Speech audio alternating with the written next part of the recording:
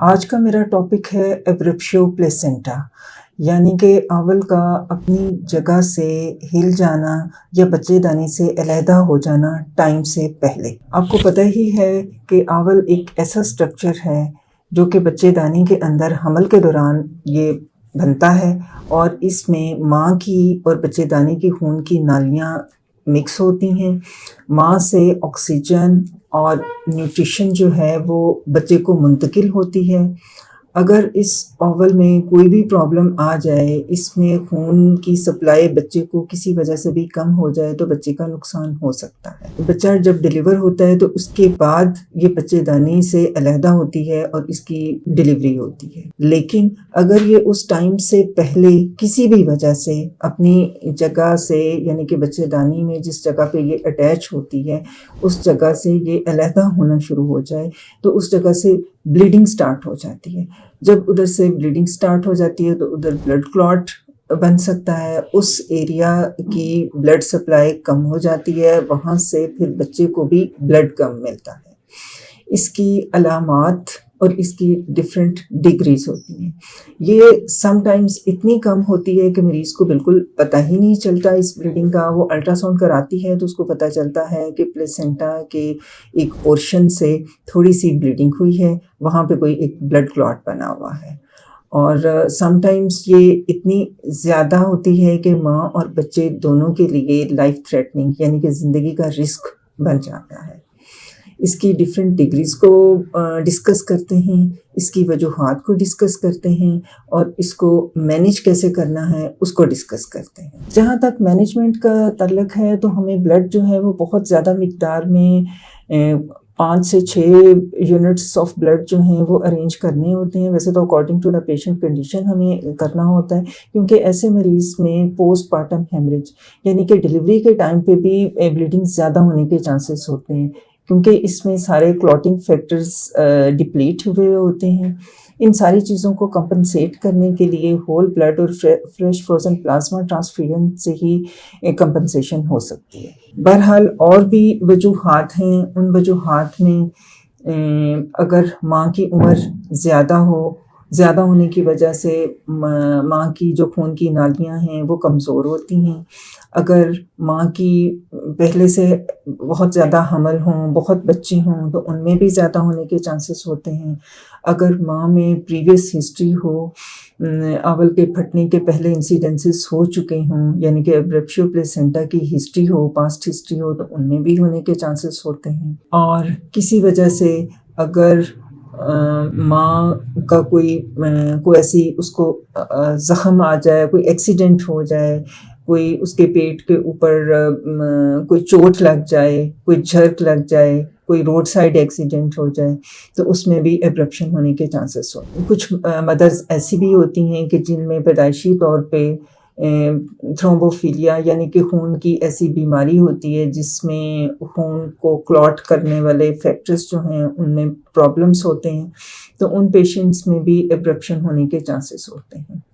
ہوتا یہ ہے کہ جب بھی آل اپنی جگہ سے علیحدہ ہوتی ہے تو اس جگہ سے بلیڈنگ سٹارٹ ہو جاتی ہے، اور جب بلیڈنگ ہوتی ہے تو آل سے تھرومبوپلاسٹین ایک سبسٹانس ہوتا ہے، یہ ریلیز ہوتا ہے، یہ ماں کے بلڈ میں جاتا ہے اور ماں کے جو کلاٹنگ والا سسٹم ہے اس کو ایکٹیویٹ کر دیتا ہے۔ ماں کے خون کے اندر بہت سارے بلڈ کلاٹس بنتے ہیں، اور جس کی وجہ سے اس کے سارے کلاٹنگ فیکٹرز جو ہیں وہ بھی سارے یوٹیلائز ہو جاتے ہیں اور ڈی آئی سی میں جانے کا خطرہ بڑھ جاتا ہے۔ اس کی علامات کو اگر دیکھا جائے تو جب بھی مریض آتی ہے تو اس کا pulse, blood pressure, temperature, bleeding, some times patient کو بلیڈنگ ہوتی ہے، سم ٹائمز یہ چھپا ہوا بھی ہو سکتا ہے، یعنی کہ کنسیلڈ بھی ہو سکتا ہے۔ اس طرح کے کیسز میں جو پیشنٹ ہے اس کا ایبڈومن میں بہت پین ہو رہا ہوتا ہے، ایبڈومن بہت ٹینڈر ہوتا ہے، اس پہ ہاتھ لگائیں تو وہ بہت پیشنٹ کو بہت زیادہ درد محسوس ہوتا ہے، بہت ٹینس ہوتا ہے، it is hard like stone, اور سم ٹائمز مریض کو کنٹریکشنز یعنی کہ لیبر پینس بھی اس کے ساتھ سٹارٹ ہو جاتی ہیں، مریض بالکل ٹھنڈا پڑ جاتا ہے، بلڈ پریشر بہت لو ہوتا ہے، پلس بہت ریپڈ ہو جاتی ہے. لو بلڈ پریشر بلیڈنگ کی وجہ سے بھی ہوتا ہے. اور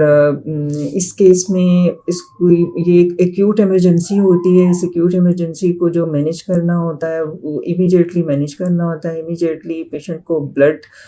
فوری طور پہ لگانا ہوتا ہے. اس کو فریش فروزن پلازما کی ضرورت ہوتی ہے, whole blood fresh frozen plasma. اور اس کے ساتھ ساتھ ہی ہم نے دیکھنا ہوتا ہے کہ ہم نے بچے کی ڈلیوری کرنی ہے. اگر تو پیشنٹ کس حد تک مینجمنٹ مریض کی اس چیز پہ ڈپینڈ کرتی ہے کہ کس حد تک اول اپنی جگہ سے ہلی ہے, ماں کی حالت کیا ہے, کتنی اسٹیبلٹی ہے, کتنی اس کی حالت خراب ہے, بچے کی کیا کنڈیشن ہے. بچے کی سی ٹی جی کر کے اس کی دل کی دھڑکن اور اس کا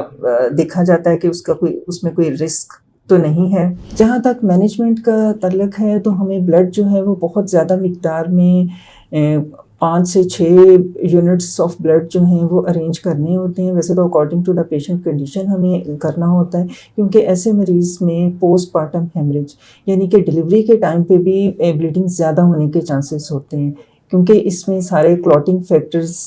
ڈپلیٹ ہوئے ہوتے ہیں. ان ساری چیزوں کو کمپنسیٹ کرنے کے لیے ہول بلڈ اور فریش فروزن پلازما ٹرانسفیوژن سے ہی کمپنسیشن ہو سکتی ہے. اس چیز پہ بھی ڈیپینڈ کرتا ہے کہ اس وقت پریگنینسی کا ڈیوریشن کیا ہے.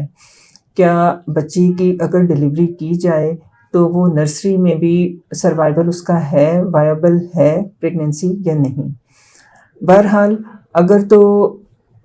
بچے اگر پریگنینسی کا ڈیوریشن کم ہو اور مریض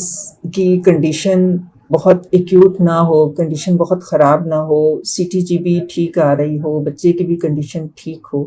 تو اس کنڈیشن کو مینیج کر کے یعنی کہ اس کو بلڈ سے مینیج کر کے, اور اگر یہ پرابلم رک جاتا ہے تو کوشش کی جاتی ہے کہ مریض کو ایڈمٹ کر کے اس کو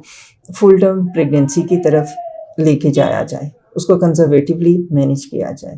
لیکن اگر ماں کی کنڈیشن بہت خراب ہے, بچے کی کنڈیشن بہت خراب ہے, بلڈ لاس بہت ہو رہا ہے, تو پھر بلڈ اور فریش فروزن پلازما لگا کے بچے کی ڈلیوری کی جاتی ہے, اور سی سیکشن کے ذریعے یا نارمل ڈلیوری, جس طرح سے بھی اس وقت کنڈیشن فیور کر رہی ہوں, جو بھی حالات ہوں اس کے مطابق بچے کی ڈلیوری کرنی ضروری ہو جاتی ہے. ایک دم سے اگر یوٹرس ڈی کمپریس ہو جائے, اگر کسی بھی وجہ سے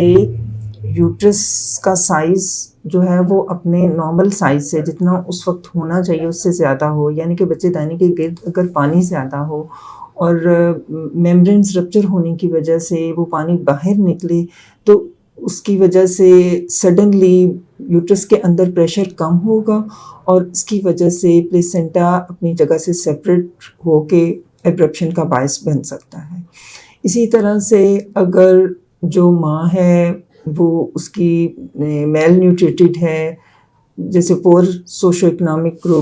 گروپ میں ہے, لو انکم گروپ سے ہے, اس کی ڈائٹ اچھی نہیں ہے, تو ان میں بھی یہ چانسز ہوتے ہیں. اور ان مدرس میں بھی چانسز ہوتے ہیں کہ جو اسموکنگ کرتی ہیں, الکوہول یا ڈرگس وغیرہ لے رہی ہوتی ہیں, ان میں بھی اس کے چانسز ہو جاتے ہیں. حاملہ خواتین کو نالج ہونا چاہیے کہ اس طرح کی کنڈیشن ہو سکتی ہے. اگر گھر میں ان کی اس طرح کی حالت ہو کہ ان کو بالکل ان کو چکر آ رہے ہوں, پیٹ میں درد شروع ہو جائے, پیٹ پھولنا شروع ہو جائے اور ہاتھ پاؤں ٹھنڈے پڑ جائیں, تو اس طرح کی کنڈیشن میں ان کو لائٹ نہیں لینا چاہیے. مریض کے لواحقین کو چاہیے کہ اس کو فوراً ہسپتال میں لے کے جائیں, اور ایسے ہسپتال میں لے کے جائیں جہاں پہ بلڈ بینک کی فیسلٹیز ہوں, ایکسپرٹ گائنوکالوجسٹ ہوں, اور بیبی